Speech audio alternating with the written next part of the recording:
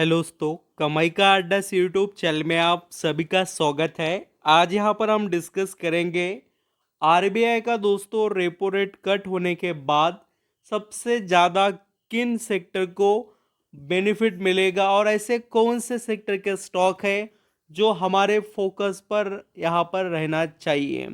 खास कर अगर आप यहाँ पर आरबीआई के दोस्तों जो मीटिंग से रिलेटेड अपडेट आ रहे हैं उसको भी नज़रअंदाज मत करना, क्योंकि जस्ट नाउ आपने ये देखा होगा कि जीडीपी का डाटा आया एंड उसके बाद में दोस्तों अभी आरबीआई की मीटिंग होने वाली है। तो अभी इसमें क्या खास होता है, अभी देखिए एक ना एक ऐसा टाइम आएगा ही जब ये रेट जो है उसे कट करना पड़ेगा और उसका इम्पैक्ट तो दोस्तों 101% ये सेक्टर्स पर पड़ेगा, जो कि आरबीआई के जो रेट है दोस्तों वो बढ़ने के वजह से वो स्लो हो चुके हैं कुछ सेक्टर। अब देखिए आपको पता होना चाहिए दोस्तों कि एक्चुअली रेट कट का फायदा कैसे और किस तरीके से होता है। आपने ज़रूर समझा नहीं है तो मैं बताता हूँ, बहुत ही कम वक्त में बताऊंगा। अभी ये जो रेपो रेट है दोस्तों, जैसे कि आपको मान लेते कोई बैंक क्या करती है कि लोन देती है, तो इसके पास पैसा कहाँ से आएगा। ये क्या करते हैं, आरबीआई के तरफ से पैसा लेते हैं, उनसे पैसा लेते हैं, उनसे मान लेते हैं कि हम वो 2 या 3 टका पर ले रहे इंटरेस्ट पर, और वो आपको 4 5 यहाँ पर ज़्यादा ही 5 या 7 8 9 10 ऐसे इंटरेस्ट के ऊपर देते हैं। एक एग्जाम्पल, तो आप समझ रहे हो ना कि वो जितना सस्ता उनको उधर मिलेगा, किससे, आरबीआई से मिलेगा ना। रेट जितना कम रहेगा, उनको जो भी पैसा मिल रहा है उस पर रेट कम रहेगा, तो वो आपको ज़बरदस्त तरीके से पैसे का जो फ्लो है वो मार्केट में लेकर आएंगे और उतना ही सस्ते दाम पर लोन लोगों को देंगे। अब देखिए अगर आपको यहाँ पर 10 टका देना पड़ता है इंटरेस्ट, और वो अभी जो रेट कट होने के बाद में अगर 5 या 3 टका पर आ जाए, तो आप तो ज़्यादा लोन लेंगे, बिल्कुल भर भर कर लोग लेंगे ना। और मार्केट में जो फ्लो रहेगा मनी का वो बहुत ही ज़बरदस्त और तेज़ी से रहने वाला है। तो ये चीज़ें होती है, देखिए रेट कट होने की। रेट जब बढ़ता है तो बैंक को भी आगे जो यहाँ पर आरबीआई है वो भी क्या करते हैं, ज़्यादा रेट से दोस्तों उनको ब्याज पर पैसा देते हैं। तो चलिए अभी स्टार्ट करते हैं कि कौन से सेक्टर है, तो आपको बताना ज़रूरी है और डेट वगैरह भी मैं आरबीआई के मीटिंग से रिलेटेड बता देता हूँ।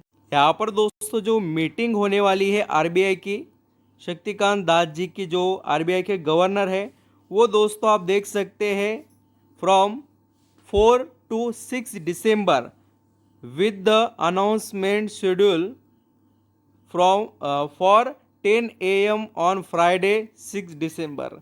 तो आपकी नज़रें रहनी चाहिए दोस्तों, अभी जैसे ही अपडेट आते जाएंगे वैसे वैसे हम आपको भी बताएंगे। ये जो मीटिंग है काफ़ी खास रहने वाली है, अभी सभी की नज़रें इस मीटिंग पर है। और यहाँ पर दोस्तों सबसे ज़्यादा जो फ़ायदा रेट कट होने का वो मिलेगा वो रहेगा दोस्तों फाइनेंस सेक्टर, यानी कि जितने फाइनेंस के स्टॉक है, टेक्नोलॉजी प्रोवाइड करते हो, उसके अंदर काम करते हो, या एनबीएफसी हो, बैंक्स हो दोस्तों, वो सबसे मेजर प्लेयर रहेंगे। फर्स्ट मेजॉरिटी जो यहाँ पर हम कहेंगे इस सेक्टर में लेने वाले या बेनिफिट लेने वाले हम कहेंगे, तो वो फाइनेंस के ही रहेंगे दोस्तों रेट कट होने के बाद में। एंड बाकी के जो यहाँ पर सेक्टर है उसमें रियल एस्टेट आता है, होम बिल्डर्स आते हैं, टेक्नोलॉजी आते हैं, इंश्योरेंस कंपनीज, कंज्यूमर से रिलेटेड ऐसे जो भी कंपनीज या जो भी सेक्टर है वो बाद में उनका नंबर आएगा। तो ये बातें ज़रूर आपके रडार पर रहनी चाहिए कि सबसे मेजर बेनिफिशियल कोई है तो दोस्तों वो है कि फाइनेंस सेक्टर। देखिए फर्स्ट स्टॉक है Kotak Mahindra bank.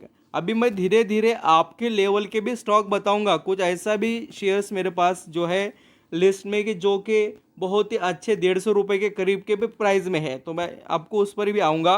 Kotak Mahindra bank also दोस्तों काफ़ी रिजनेबल स्टॉक नज़र आता है। अगर आप इसके 5 साल के चार्ट पैटर्न को देखेंगे, जब ये लॉकडाउन में देखिए 2000 यहाँ पर हम जैसे कि 21 की बात करें, 22 यहाँ पर मैं थोड़ा आपको बताता हूँ, 2020 में भी जो लेवल पर 1600 के आसपास 1680 पर चलता था, उसी रेंज में दोस्तों ये स्टॉक है। बहुत ज़्यादा या जो गिरावट हुई दोस्तों या बहुत ही ज़्यादा अप ट्रेंड, ये दोनों भी इसमें नहीं दिखाई दे रहा है पिछले 4-5 सालों से। तो इसको आपने स्टडी करना चाहिए, वैल्यूएशन काफ़ी अट्रैक्टिव है, तो मस्ट स्टडी। नेक्स्ट है दोस्तों SBI card also. SBI card भी एक कंपनी बहुत ही बड़ी बेनिफिशियल रहने वाली है इस सेक्टर में, और एसबीआई बैंक भी, ऐसा भी आप समझ कर चलिए, ये दोनों को फ़ायदा मिल जाएगा। तो एसबीआई कार्ड को भी आपने स्टडी करना चाहिए दोस्तों। ये भी स्टॉक बहुत दिनों से पड़ा हुआ है एक जगहों पर ही, आप देख सकते हैं कहाँ से कहाँ पर जर्नी है, 2020 से जहाँ था वहाँ और उससे भी कम, ऐसा हम कह सकते हैं दोस्तों। इसलिए इस कंपनी की एक बैड जो बात हुई या बहुत ज़्यादा इसके ऊपर असर हुआ, इसकी जब लिस्टिंग हुई ना दोस्तों, ये लिस्ट ही हुआ है लॉकडाउन में, यानी कि कोविड-19 के टाइम में, तो इसने बहुत ज़्यादा संघर्ष किया है, ऐसा हम कह सकते हैं। नेक्स्ट दोस्तों स्टॉक है एचडीएफसी बैंक। एचडीएफसी बैंक एक बहुत बड़ा प्लेयर है, इसके अंदर बहुत ही ज़बरदस्त पैसा मिलता है दोस्तों। अब देखिए, आप सभी के माइंड में सवाल आता होगा कि सर पैसा, लोग इसमें मूवमेंट ज़्यादा नहीं होते हैं तो भी लोग पैसे कैसे कमा लेते हैं। देखना दोस्तों, 6 महीने में इसने 16% कमा कर दिया। अब देखिए, लोग ऐसे सेक्टर के स्टॉक जो होते हैं लार्ज कैप के, उसमें कोई ऐसा एक एक हज़ार, 2,000, 10,000 या ऐसा मामूली रकम से कोई इसके अंदर निवेश नहीं करता है। इसमें दोस्तों 10-5 लाखों की बात होती है, क्योंकि इसमें 2%, 5% ऐसा आउटपुट बहुत बड़ा मिलता है। जितना नंबर ऑफ क्वांटिटी आपके पास रहेगा, निवेश जैसा रहेगा, उस हिसाब से आपको आउटपुट मिलता है दोस्तों। स्टॉक मार्केट में मनी ये बहुत बड़ा रोल प्ले करती है आपके रिटर्न्स पर। नेक्स्ट बात जो यहाँ पर हम करना चाहते हैं वो है आईसीआईसीआई बैंक के बारे में। दोस्तों ये कंपनी भी बहुत अच्छी कंपनी है जिस पर आपकी नज़रें होनी चाहिए, जो एक काफ़ी स्टैंडर्ड मेंटेन कर कर बहुत ही अच्छे से रिटर्न के मामले में इसने जो कंटिन्यूटी दिखाई है वो सुप्रीम लेवल की। वेल जनरेट जो हो रही है ना दोस्तों इस कंपनी में, अच्छी तरीके से आप देख सकते हो। डिविडेंड वगैरह बाकी के तो ऊपर की मलाई खाने को मिलते रहती है। बजाज फाइनेंस, बजाज फाइनेंस एक सबसे बड़ी एनबीएफसी है, नॉन बैंकिंग फाइनेंशियल कॉरपोरेशन, जिसे एनबीएफसी कहा जाता है। और ये भी स्टॉक देखिए दोस्तों, बार बार इस लेवल पर आकर फिर से कमबैक करता है, और वो लेवल मैं आपके आगे बता भी रहा हूँ। इसको नोटिस करना चाहिए। अगर आप बहुत ही बढ़िया तरीके से जानकारी रखते हो मार्केट की, तो उनको ये बेनिफिट का अंदाज़ा आता है होगा किस तरीके से मिलेंगे। नेक्स्ट दोस्तों जो स्टॉक है बजाज फिंसर्व, ये भी कंपनी होल्डिंग कंपनी है, इसके अंदर बहुत पोटेंशियल है, इसको भी रडार पर रखिए। ये भी एक अच्छे करेक्शन में फ़िलहाल है। तो ऐसे स्टॉक बार बार गिरावट में नहीं मिलेंगे। और सभी का पसंदीदा और ज़बरदस्त दोस्तों यहाँ पर Bajaj holding and investment also, ये भी कंपनी बहुत तगड़े लेवल पर काम कर रही है, इसके अंदर भी पैसा निवेशक दबाकर कमा रहे हैं। तो ऐसे स्टॉक को भी आप नज़र अपने यहाँ पर रडार पर, या जैसा आपके वॉच लिस्ट में चाहिए वैसा लगा भी सकते हो। अभी एक छोटे स्टॉक के बारे में भी हम बात करेंगे।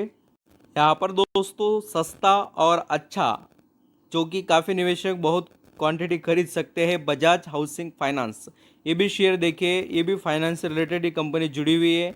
और इसमें मैं दूसरे कुछ स्टॉक यहाँ पर और बताना चाहता हूँ, जिसके अंदर जियो फाइनेंस दोस्तों अल्सो आता है। जियो फाइनेंस को भी मस्ट स्टडी कर कीजिए, सॉरी। और ये भी जो बजाज हाउसिंग फाइनेंस जो मैं बता रहा हूँ, इसके ऊपर भी आपकी नज़रें होनी चाहिए। छोटे शेयर है इसलिए इग्नोर नहीं, हमें यहाँ पर उनके वैल्यू को, उनके अंदर की अपॉर्चुनिटी को, उसको भी ध्यान में रखना चाहिए। Thank you so much. देखिए जो भी स्टॉक आप खरीदे, फाइनेंशियल एडवाइज़र की ज़रूर यहाँ पर दोस्तों हेल्प लीजिए, लार्ज डिसीजन आपके रहेंगे। Thank you so much.